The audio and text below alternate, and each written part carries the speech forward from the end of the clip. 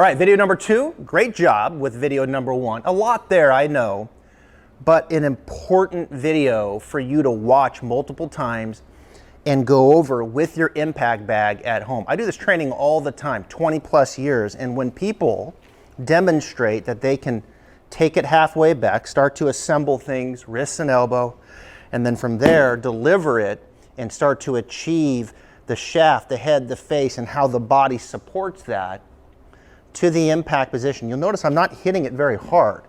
I'm just kind of tapping it. These are slow motion swings. This is not about blasting it and seeing how hard you can hit it. This is not speed training.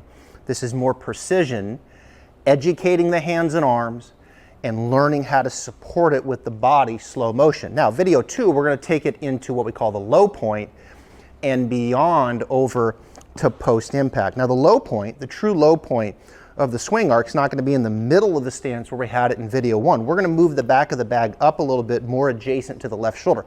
That would be more of the low point. We want the club head to come in, hit the ball, and then kind of sustain that down a little bit to the low point, which would take you up to here where that shaft, lead wrist up to the lead shoulder would form that straight line at the low point. That would be good timing.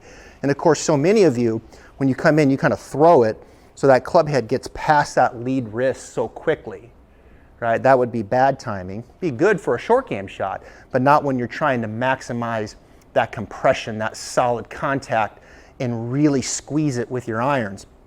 So we're going to move it up adjacent to the lead shoulder. We're going to do the same thing.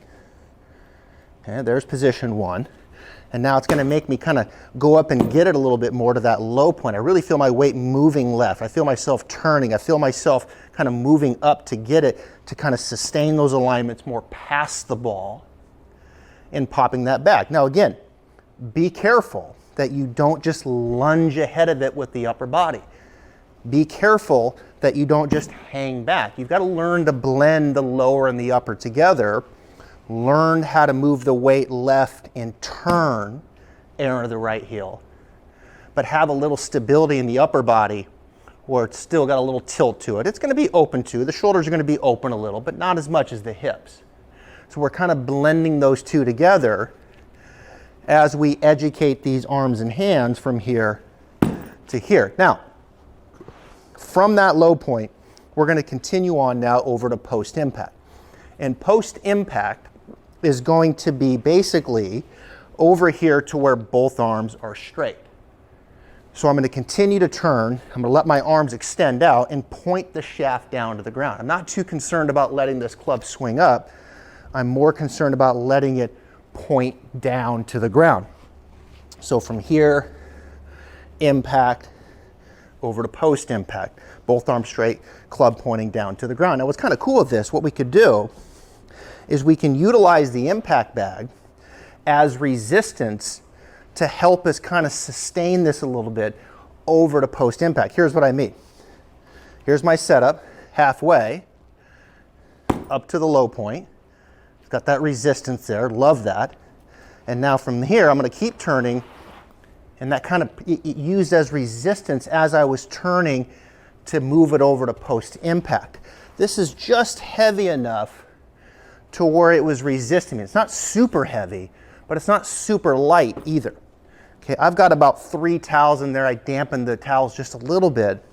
So it gives me a little bit of stability there when I hit it, right? It doesn't move all the way down, but then from there, I can move it by turning my body, right? It'd be difficult for me to just use my wrists, right here. I can't just use my wrists and my arms. It'd be too heavy.